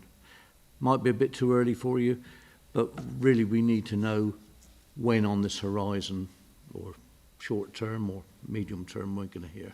Thank you. If you communicate that to me and tell me what you want to know, we'll give you the information. This is your panel, this is your scrutiny committee. It's not for me to be driving it, so very much in your hands. If you write to me and tell me, if you want me to write you an annual report, I'll write you an annual report and we'll get that to you. If you don't and you want me, whatever you want, you tell me. This is your panel, so it's your scrutiny committee. Thank you very much, Ian. The timescales, and if we put some points to you, you're saying immediately, but would that be within the next month or so? For what? To get information back on various activities that has been undertaken at cost. So we're looking at input, financial input and outcomes. I think the financial output would go through your financial subcommittee. There is already a lot of work going on there, so I think that's probably the right forum. But again, if you want it brought back here, I think I can prepare that for the next panel meeting, which is on the 8th of July, if you want anything further. I suspect Shirley might help with some of her questions as far as just adding some clarity around that. In addition, we're going to take a piece of work perhaps later today where we go through just some clarity of some of those questions as well, but I'm sure Shirley's question will help. Yes, thank you, Chair. And I think my question sort of dovetails back on Narinda and also Councillor Stevens. We've had several conversations around performance indicators. When the concept of the plan was being developed, when the draft plan was developed, we were all completely and wholly supportive, and still are. As you can feel the enthusiasm in the room, I think. But the one thing I think that we were weak on, and I know Jason and I have discussed it at the Finance Working Group Committee, is the fact of putting some performance indicators in terms of costs around the deliverability of the objectives. So for me, that means we have our objectives in the plan, great. If one is really failing to achieve and one is overachieving, where does the money come from in those objectives to swap to swap around? Do we draw from revenue? Do we take it from reserves? And I guess ultimately is looking about a hierarchy of those objectives. What's the greater importance? What will have the greater pull on reserves? What will have the greater pull on revenue? So it's developing those performance indicators around cost, which I think is one of the great ways that you can evidence success. We have delivered this, but at what cost? And then we look at value for money on that. So I think, I know Jason was really keen to do that, but I'd like to know when we can firm those conversations up and get those costings around the indicators. Thank you. Jason will come back in a second and follow on this one. You know, like I say, the plan came forward in November because I wanted it done, banked, sorted, your support, brilliant. One less thing on my strategic stuff I had to get done in 12 months. Budget, we then moved into the budget very quickly. I was chief executive for a large part of last year, so a lot of this work was wholly owned and driven by me, supported by the very good team that we've had who are very dedicated in that. But I very much was owning the pen on all of that stuff. And that was a significant challenge because, of course, I didn't have a chief exec there supporting me on that one. In terms of then coming to you in January and giving you an update on the implementation plan, I did explain it would be, you know, May, June time. So I am sensing, as I'll reiterate, I said before, the frustration from you that you haven't got reports, an implementation plan, RAG rated everything. I'm sorry you don't have that, and you haven't had that for Q4 of 2021-22. There was a reason. I have told you about that in January this year. You will get that. It is coming forward, I promise you. I don't work to KPIs particularly, but there will be some cost implications for some of the stuff. But a lot of the things we're doing, tackling homicide review, there is no budget against that. It is my hours. It is the Chief Constable's hours. It is Jace's hours. So it is a lot of the things that we're doing is about changing behaviours and bringing partners together. It's like tackling VORG stuff. You know, some of the excellent stuff we've achieved already through the VORG task force group, where the CPS have sat there at my meeting and said to Health, we have a number of prosecutions that are falling down because we don't get the medical reports to support the prosecution. And now they've got this agreement where they're going to be, you know, having a dedicated email address, they can share it, you know. So there are really practical things. There's no cost to that, but it's really significantly making a difference. So there will be some cost to some of it, particularly the IT bits I just referred to, Shirley. So I think it's absolutely fair and proper. We bring you the plan back exactly as you want it, that we put where there are financial implications. For some of them, for a lot there won't be, but for those that there are, absolutely. If we're going over budget, under budget, absolutely give you that information. I am really, really happy that Jace will grip this and do this, and I'll hand over to him on that point. And the short answer is I'm very, very mindful of those earlier conversations that we've had, and I'm hopefully what I'm going to say in brief, noting that we're not able to update you on some of the work that is going on in the background as it is, but I'd just like to draw back before I do on Councillor Baines's comments there in relation to kind of the provision of information for you that you can use locally, but also the Chair's comments in relation to accessibility. I hope it will reassure you to just know that I am continuing to develop in the background essentially what you are looking for, which is essentially the Commissioner set out objectives. I am very conscious of providing some details in relation to the inputs that sit alongside those objectives, to provide some, what I would term, quantitative metrics, but also some qualitative outcomes. So that is what I'm developing in the background as we continue to move through our transition, and I'm hoping ultimately that will provide you something, firstly, that you will be able to exercise a degree of exercise a degree of oversight and scrutiny over, but will provide you something useful that you can use locally in the districts, etc. Thank you for that, Jason. And just in summary, there's a reality that says we're pointing to something which says July. I think everybody's heartened by your response. In my head, I've got a little caution alarm bell going off because there's something about making sure that what doesn't happen in July is we get something that you think we're going to be happy with. And when we're presented with it, we turn around and say, well, do you know what, if only it did this, this and this, and you go, well, that would have been really easy. So there's just something about making sure we have that process done correctly, that, you know, everything's done in a way that satisfies what we're looking for and works for you as well. I'm just going to go to Shirley to pick up her response as well before I come to Dave. and it is a very quick follow-up response, and I think it's something not particularly that I'd like an answer to now, but perhaps if I can just set a hair running and ask you to give some consideration to inviting one of the panel members to be present at one of your performance meetings, your management meetings. In the past, when I've worked for local authorities at a managing director level, I have sat on the performance management teams of the Chief Superintendent and the Chief Executive of the NH Trust. And that was basically not to do a peer review, but it was basically to have a seat around the table so that we can understand, rather than you coming here and talking at us and to us, but that we can sit around the table and get a level of understanding that we can then bring back to this panel. As I said, maybe not one for discussion now, because I've just landed it on you at very ad hoc short notice, but I do think it's something that if we want to work together constructively and compassionately, that open the doors and let one of us in to try and get a better understanding and then communicate that back to our colleagues. So thank you for that, Chair. Thank you very much. Dave? I had a picture then of a door opening, a fire hydrant, but I don't want to go there. The only other thing I was going to say, it's just a thought really, if this process can be refined in the way that we're looking to, we shouldn't lose sight of some of the tremendous things that you mentioned in your initial update about what you're doing wider, because that too will need to have some form of measure and a review by us, but we need to do that in a way that fits with whatever you, let's say in July you come up with a terrific system of how we're managing things, outcomes, that's good. But then if Donna is then involved, as she appears with a range of other things which we as a panel need to keep a watch over, we need to know what we're looking for there. And that's where I think it'll, because it's a tremendous agenda you've got, and I think we want to do you good service, and we need to know that, or be reassured that that agenda is being encapsulated in whatever the performance process is. So there's some questions, and I agree with Shirley. If one of us was subject to your internal kind of, I don't know where you'll come from on that. It's quite nice if you can trust the individual you've got there, just to come in and see how it operates from the inside, and not to be seen as a threat, more to be understanding, because I think sometimes it would answer more questions than we would then need to ask here, so it would be more efficient.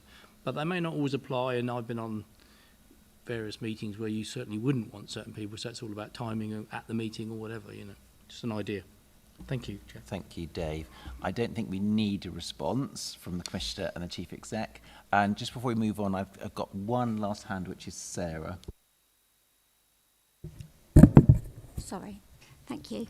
I just wanted to say that with what you said, Chair, about the meeting in June, July time, about possibly not being what we wanted, we can always liaise prior to that to make sure that it is, and it hasn't got to be anything complicated. And with regards to something written, that hasn't got to be complicated either. The sheet that you're working from there, Donna, as your notes, that is all I need. I don't need anything fancy. Really? Oh. As long as I can read your writing, you don't write like a doctor, Donna, then absolutely. But I just want to highlight, please don't take any of this as anything other than a conversation, because the work you're doing is positive, and that's what you need to remember. This is a positive meeting because what you're doing is fantastic. We just need to tweak a couple of little things, and that's what you need to remember, because everything you are doing is great, and that's what we need to focus on.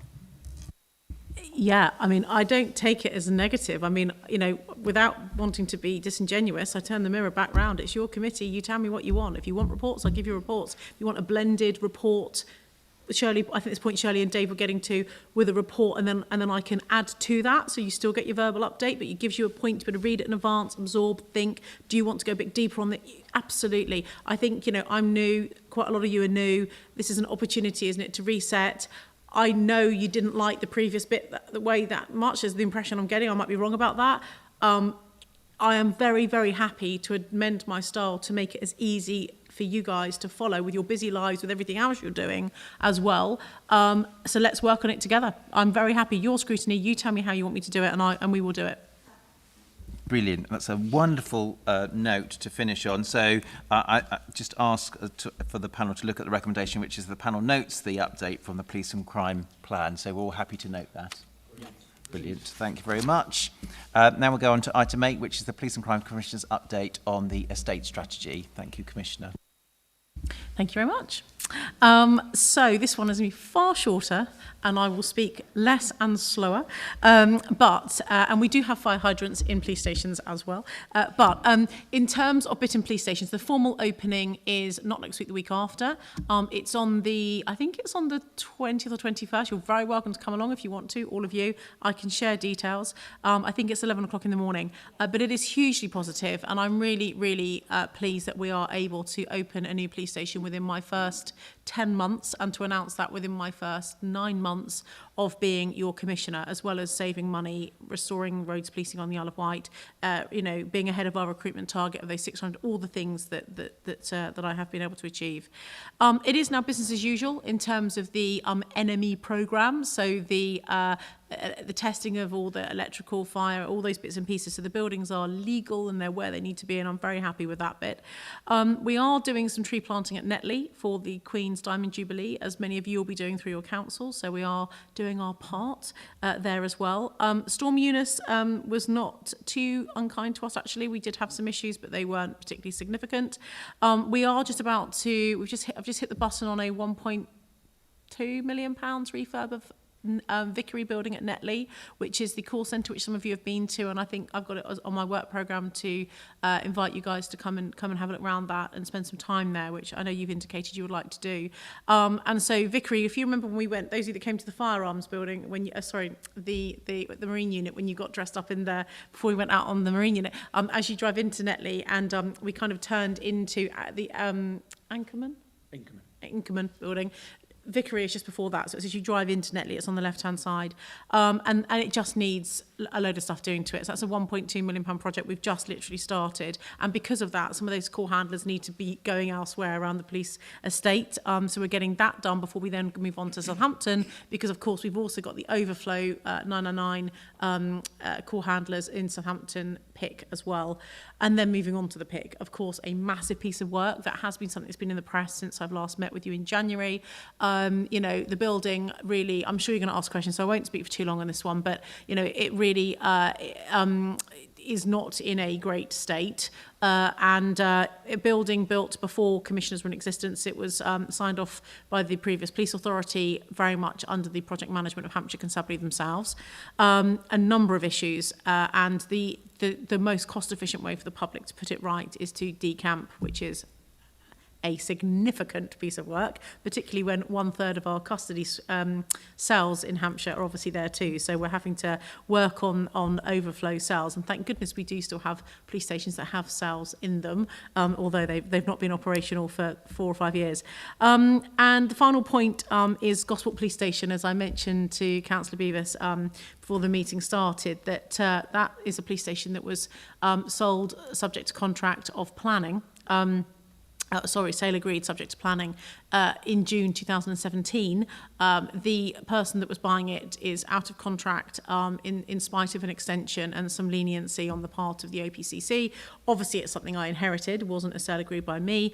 I have taken a pause, reviewed the contract, and I have ended the agreement. So I am not planning to now sell Gosport Police Station.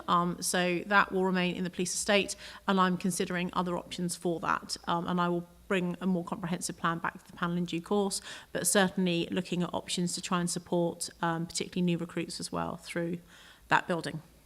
And that really, Chair, is it from me, but happy to answer any of your questions. Thank you very much, Commissioner. We'll go to questions. Dave.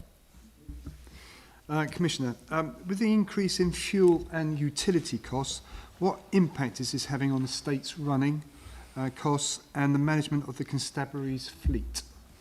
Thank you very much. Well, it's a very, very good question. And we have got some contingency built in. And I have had a meeting with Richard Croucher, the Force Finance Director, and my own Finance Director, Andy, both of whom you met when they flanked Olivia and I at the budget meeting in January. So we have, because we knew there were things coming in terms of inflation, I don't think any of us could have foreseen what was quite going to happen in terms of the fuel bills. But because of the increasing energy costs, one of the things that we can have more control over, of course, the price of oil, and the fact that we buy in bulk. So for those of you that don't know, there are diesel tanks under a number in Fareham Police Station, for example, has a tank, doesn't it, Fareham? Okay, all right, won't say anymore. Okay, fine. But yeah, so we do buy in bulk, which is good. And also there are fuel cards for those that are out and about that need to go to a petrol station, obviously. So we can't, whilst we can buy at a certain time, a bit like if you're buying oil for your house, if you have an oil-fired house, you buy it at a price when the price per unit is cheaper. What we can control, though, however, more, and this is quite a significant piece of project work that we are going to be moving into and looking at, and I've asked Mike Ottaway, my head of estates, to do this, and under Jace's direction, is to start looking at how we can reduce the running energy costs of police stations. They are so old, so many of them. You know, they are not built in the most energy efficient way. It is a massive piece of work, but to also look at putting PV panels on buildings that we know we are definitely keeping, so that we can start to, create our own energy supply and try and reduce our running costs. So that outlay for me would be a good outlay, because our payback period would be so much quicker, because we can harbour that energy and use it over a number of buildings. We're not only just using it on your own house. If you're thinking about what comes in, what your consumption is, we've got so many buildings. It is an issue. In terms of budget, we're okay, because we've got some contingency built in there. We put an inflationary pressure in the budget of 4%. So we had already put some bits in, thinking things are going to be a bit more expensive. And for us, for the police force, for my office, that is exactly those points: fuel and running costs of buildings. The other sort of pressure for me in terms of budgets are around construction price index, which you all know is just ridiculous. And we are looking at doing a number of things to either refurb or creating new spaces. For example, I always get the name wrong. Roads Crash Investigation Team. What's the proper name for them? Whatever. You know the team I mean. So Forensic Investigation Unit for roads policing. And so they need to move out of where they are. So, in fact, in terms of getting something new built for them, the CPI at the moment is going to cause us issues, not cause issues, causing everyone issues, but it's more expensive. So we're having to build that into the budgets we've got, but we've got good reserves in the estates reserve for some of this new build stuff. So yes, it's going to cost more money, but it's going to cost everyone more money who's building anything at the moment. It's an issue. We've got it covered off. I'm not getting any "oh my God" signs at all from anyone in finance on either camp, but I have had the conversation and I will continue to do so. And if that changes, I will bring it back to you. Thank you very much, Commissioner. Looking for questions, Dave? Well, on this one, it was just the story of benchmarking and liaising with other force areas. So, benchmarking? Benchmarking is probably not the right word, but good practice. Mm-hmm. I mean, we already link closely with Thames Valley, so that's an easy win. But, what are they doing in the Midlands? What are they doing in Bristol? Are there other places we could look which would reinforce what you're clearly already on the journey of, which is trying to get the best bang for the buck, which is what you're rightly doing? I think that's great. It was just a loose question to see if we're looking outside as well as internally. In terms of all finances, or in terms of the estates? Estate. I was on the estate. Estates. Well, it's difficult, isn't it? Because some places, some commissioners have estates and some don't. Yes, absolutely. I mean, we've got an old police estate. We are an old-fashioned constabulary. We're a large police force, as you know, the fourth largest outside of the Met. So we do have many more police buildings. We've also got some additional specialist buildings. I won't go any further than that because of our proximity to London and being in the southeast, which heightens our risk in some areas. And they are all owned by the Office of Police and Crime Commissioner. So by me, by virtue of my position I hold. So yes, we are working with partners. We are building a new ROCU at the moment, Regional Organised Crime Unit. So you'll know that was in that has now that's going somewhere else. So so we're working. There's a number of pieces of work we're doing with Thames Valley, Surrey, and also Sussex. So we work with those four in the South East Partnership. Thank you. Commissioner Jason, you going to add something? Just a one-liner to that, and both Mike Ottaway and Andy Lowe will kick me for this because I should know this. They are both involved with the respective organisations from a national basis for estates and the CFO network as well.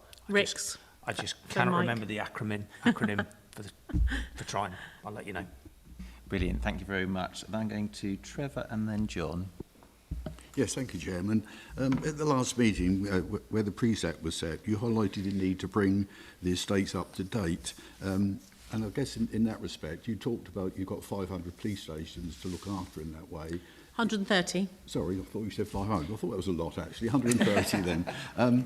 Is there an action plan, actually, as to say if and when? I mean, I asked a question slightly in my own area to a certain extent in Fareham, where we've got a large police station. As I understand, that will stay there. It needs a big update. There's also one in Parkgate, also needs a big update or closing down or whatever else. So I think it's really actually understanding what the action plan is and when these things are going to happen effectively. Yeah, and we did have a budget meeting with Andy Lowe, our Chief Finance Director, and Vicky Venables, who's his number 2. She was at the budget meeting, if you remember. I gave Vicky some commendation for her excellent work.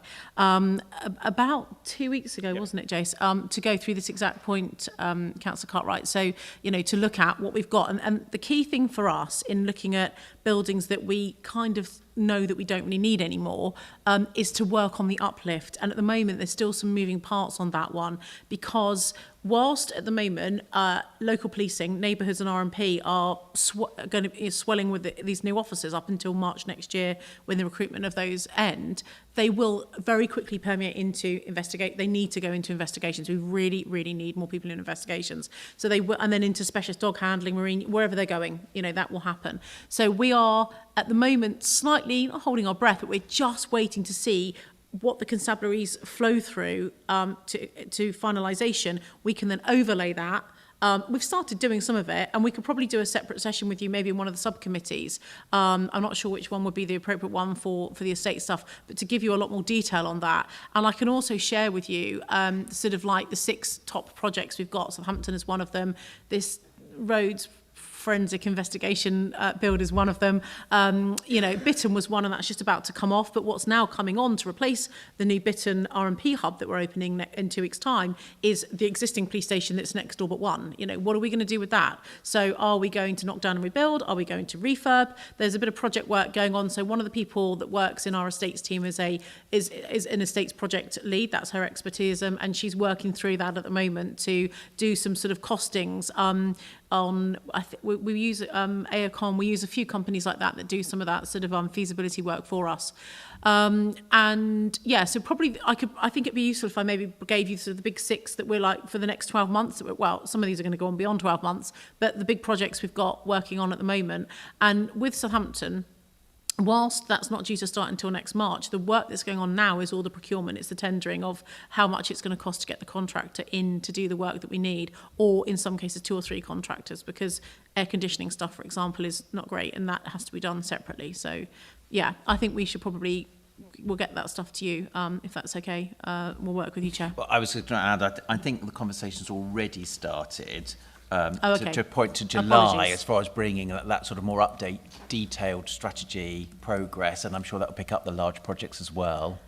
Yeah, it can do it. I mean, it will certainly be on the implementation. I mean, that's my police and crime plan implementation plan. If you want something separate on estates, I mean, I wouldn't necessarily envisage that the estate stuff was going to be in my police and crime plan implementation. Their estates bit is slightly separate, but it's how you want it. I can merge the 2. I thought we'd started a conversation before the conversation we had today about estates for July, but we can have that conversation. Yes, I thought you were saying when I bring the other one back into actually, I think we've already started a conversation about getting the estate strategy. We have discussed it previously. Because it was also one of the things that's come up in the previous panels for how important that was with some of the estates issues that were out there for last year. Yeah, go for Brilliant. Thank you very much. Just to come in there to emphasise that point, Chair, as well, I think, again, coming back to the point about terms of reference, we've certainly had those conversations within the finance working group. Caroline, please correct me, in terms of where we would be landing the estates improvement plan work and the wider estate strategy. So again, it's just about kind of deconflicting Yeah, where so absolutely. where you would like we'll that to be do landed. lots of the deep diving with the Absolutely. finance working group, and actually we'll have that sort of update for the whole panel in the July meeting, hopefully, because we do need to socialise some of that very publicly for the panel meeting. I'm all right for polo, thank you, Dave. So can I go to John? Commissioner, thank you for sharing with me the plans that you've taken the Gosport police station off the market. I would just like to record that the police moving into the town hall has been incredibly successful. They're right alongside the community safety team, and they work very well together. And the Gosport PAG is actually one of the most successful in Hampshire. And I would hate to see that break up. I'm not sure what your plans overall are for you mentioned some ideas you have, but I would like you to consider very carefully just how successful the move from the police station into the town hall. The police are very visible there, and it works very well. Okay, thank you. Brilliant, thank you very much. Tony? Thank you. Oh, I don't know. Just to follow on from that, I'm sitting here thinking about Basingstoke. Public access to police stations, especially in Basingstoke, I don't know other people's area. We have a police station, but it's not publicly, you can't get there in the town centre. What are we actually doing about that? It's nice, all these big buildings, but it's the public, we're trying to get a message across, and the feedback I'm getting as a councillor, well, we've got no police station in Basingstoke. Well, we have, but it's not accessible, when people go shopping or in the town. I just wonder where you are coming from within Basingstoke, obviously, but across the county. Yeah, well, obviously in Basingstoke, it's similar to Gosport, really, where although you do have a standalone dedicated police station, obviously the local policing, the neighbour policing teams are co-located in Basingstoke Town Hall, much like in Gosport. So obviously there is that base. I think the biggest thing for me is that the police, where they're based, is not, apart from the big standalone police stations, they're not that visible, which is why priority number 2 in my plan is visibility, because it definitely does need adjusting. I don't think we've hit the sweet spot here yet in terms of where you go if you wanted to, and in fact, the way that a number of the police stations are set up now is that, as you will be very aware, you can't go into them. So, if you're outside, there's a yellow phone you can use, if you need an emergency. But the number of front desks we have are not where they were this time 10 years ago. That I spoke to you before during my talking through my police and crime plan, that actually visibility being my number 2 priority, it really is up there. And that is a piece of work which I have not got into that yet. I did go and have a look at a couple of sites in Petersfield previously, which I think I may have shared with you, because we had a more emerging situation there with Penn's Place in the East Hampshire District Council site, where we've got neighbour policing also co-located with councils, also in Portsmouth. We've got MPT, neighbour policing teams, with local authorities, but that often means, not in Gosport, but actually in other places, they're up like in the civic offices in Portsmouth on the 2nd floor. The public can't see that. And I think that's the problem for me. It's about increasing the visibility. It's about having neighbour policing bases back on high streets, if I can, would be my aspiration, but without detracting from the operational work the police need to do by just having people sat managing front desks, because we can't really afford that still yet. Hopefully we'll get there in the future. So where we have front desks, it's something that certainly through Assistant Chief Constable Lucy Hudson and the work that we're doing in the office, we will be talking to the police about where perhaps we do need front desks. And I think I mentioned this to you before, and I give it as an example. Alton.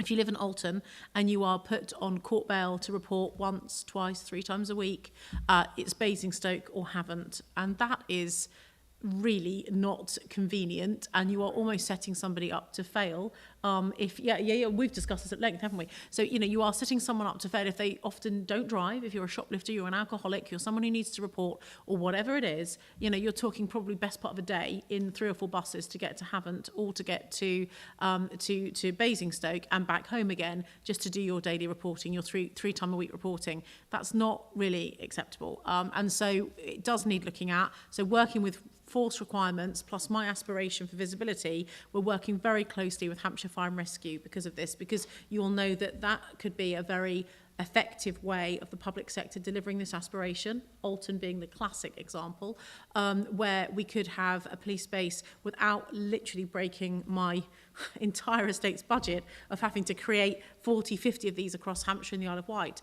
but actually by working with retained fire stations where they are taxed, insured, not taxed, business rates, insured, heated, cleaned, they are maintained, and we could help the fire and rescue service with their budgets to do that whilst satisfying what we need for the public too. So I need to come back to you on that one. I haven't formulated that plan. It's an idea. It's certainly something that needs to, I need to bring that back to you. Thank you. Any other questions on the estates item before we move on? Ian? You mentioned fire and rescue, and I'm going to touch on the one public estate on the Isle of Wight. And is there any progress? I did hear, and you can correct me if I'm wrong, through the grapevine that there was 75k in grant funding to look and initiate that project. If you've got an idea on where the £75,000 is going to be appropriated and spent, then if you could let me know that. But also, what is the progress, if any, with the blue lights, combined blue light situation on the Isle of Wight? Councillor Stevens, being the hydrant that I am, I'll have the answer to that question. So yeah, the £75,000 has come from a bid that was made to the Cabinet Office One Public Estate team. Actually the bid has been led by Hampshire Fire and Rescue, but it is a joint bid on behalf of Fire and Police. It was awarded to us in September last year, and we have appointed AECOM to do the feasibility work for us on sites, and to help us look for sites and then work up what could be. You know that Godwit Road was obviously one of them for a joint police fire station. Obviously on the island, it's more slightly more complex than a normal PIC because, of course, you've got your ARV. There are a number of things that police and fire hub would need to accommodate beyond just, acronyms, armoured response vehicles, because there are members of the public that won't know what an ARV is. It is a more complex situation on what your requirements are on the island. I'm going over again on the 29th of April. To view, and we should have been going on Storm Eunice Day with one of the Assistant Chief Constables, Hampshire Fire and Rescue Head of Property, but anyway, we couldn't go, and we made the decision at, I think, 7 o'clock the night before, and thank goodness we did. So that was the day that we were supposed to be going to do those site visits, so we've reconvened now, as I say, for 29th of April to go and have a look and to discuss, and of course, once at the moment there is no preferred site. Godwit Road has challenges because of its the incline on it, and that will probably make it more expensive as well. So, but anyway, once we have kind of got something we think this might work, we'll obviously be approaching the council to talk to you about that. Brilliant, thank you very much. In that case, I think that finishes our questions and comments. Commissioner, thank you for that. So I just want to again pick up the recommendation that the panel notes that the updated estate strategy and general updates will in agreement to accept that. Brilliant, thank you very much. In that case, that's the end of your agenda items. So you're feel free to step down from the front desk. Thank you very much, Donna and Jace, for joining us today. Thank you very much. Then we move on to item 9, which is Police and Crime Panel updates from working groups. The most significant change probably is now we've sort of had some meetings is that Councillor Sarah Vaughan was appointed as the chairman of the Plan Working Group at its meeting on the 3rd of March. Sarah, I don't know if there's anything that you wanted to give us an update on. Thank you, Chair. We had our first meeting, as you rightly said.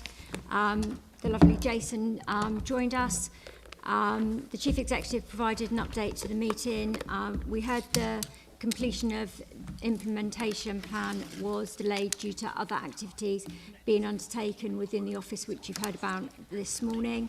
It was hoped this would be finished by the 29th of April and would be shared with the working plan group as soon as possible after this date. The Chief Executive expressed an intention of the implementation plan to create synergy between the OPCC's focus areas and the panel's work programme. Discussions were held about the priority topics to be revisited under the panel's proactive scrutiny work programme during 22 and 23, which will be brought forward for agreement at the next meeting of the panel in July. That's all I have for you at the moment, Chair. Thank you very much, Sarah. That's a useful update. And then probably best to move on to item 10. So it's just the Police and Crime Panel Work Programme, which is written down on pages 13 and 18. So it's there outlined for us. I think it's fair to say that we've got some conversations as far as things that were going to be added to July, particularly picking up whether there's sort of more detailed update about the estate strategy and the major projects. As Sarah said, the working group sort of picking up with the Chief Executive to propose some of that sort of proactive scrutiny revisits. We talked about a way of making that happen quicker as we've got a sort of truncated term, that we pick up all of that proactive scrutiny that we've done as a panel previously that also links to the new Commissioner's priorities, so we can actually bring that together and work out what that plan is. Do members have any questions on any of that? No? Brilliant. So again, just the recommendation is that the work programme, subject to any recommendations that made today, is agreed. So we can accept that and move on, I think, yes? In that case, that's all of the items for us today. I'll just check if we can ask for the webcast to be finished.